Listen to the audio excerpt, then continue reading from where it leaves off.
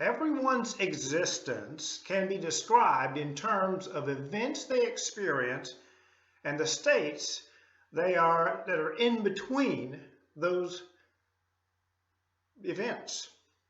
For example, a person's life may be thought of as beginning at his or her conception. That is an event. His or her birth would be the next event. The period between conception and birth is not so much an event as a state between those two events. So all three concepts, the two events and the state in between, can be depicted graphically thus. The first asterisk represents conception. The second represents birth. The dotted line in between is the pre-birth state. The same image can represent life beginning at birth and ending at death. In that representation, the first asterisk would represent birth, the second would represent death, and the dotted line would represent the life lived in between. Also, the same image can represent death and what comes after death. In that representation, the first asterisk would represent death, the second would represent the resurrection. And when I speak of the death state, I refer to the period in between death and the resurrection. The most common term in Hebrew thought for that death state is Sheol. Today I want to look at some passages in the Hebrew Psalms that describe Sheol by comparing the term with another idea in parallel poetry.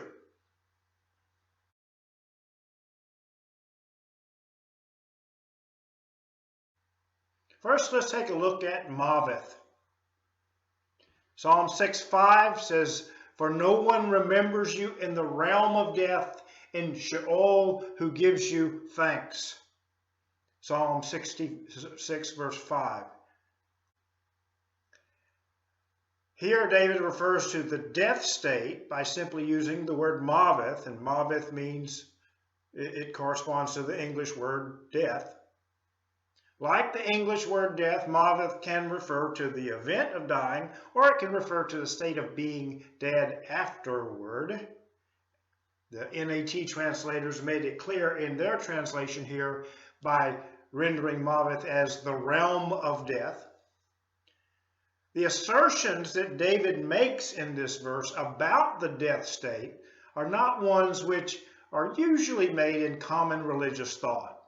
Many suggest that the intermediate state is one in which believers continually worship God and the wicked curse him as they continually suffer for their sins.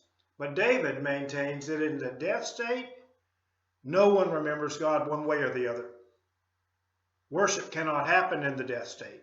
That is why David prays that God would rescue him from it. The hope of the believer is not survival of death in a disembodied state, but resurrection from the dead. Sheol is also compared to maveth in Psalm 18:5, 49:14, 55:15, 89:48, and 116:3.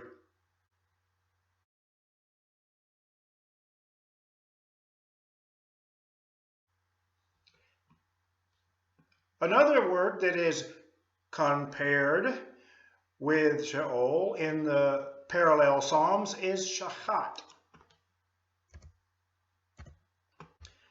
Psalm 16:10 says, "You will not abandon me to Sheol. You will not allow your faithful follower to see the pit." In this psalm, David calls Sheol the pit. The Hebrew here is shachat.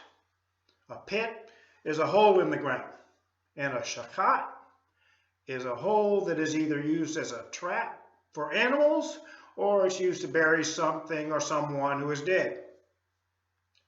It is a synonym for the grave.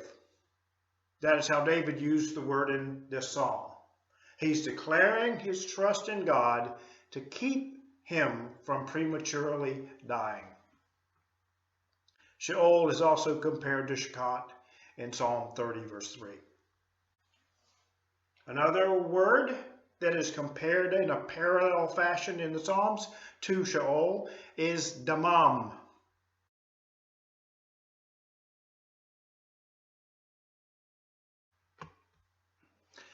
Psalm 31, verses 17 to 18 say, "Do not let me be ashamed, O Lord, for I have called upon you.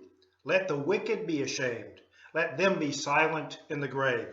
Let the lying lips be put to silence, which speak indolent things proudly and contemptuously against the righteous."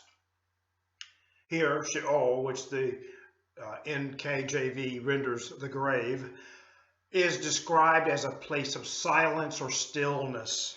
Damam is a state in which lying lips are silenced, shut down, and the proud are put to shame and forced to lie still while all their greatness decays into nothing. Something else is telling us about Sheol. Now in the Psalms, Sheol is also contrasted with shamayim.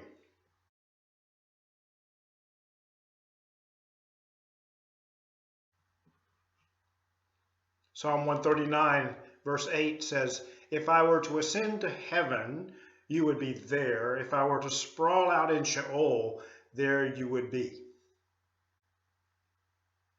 Sheol is contrasted with shamayim.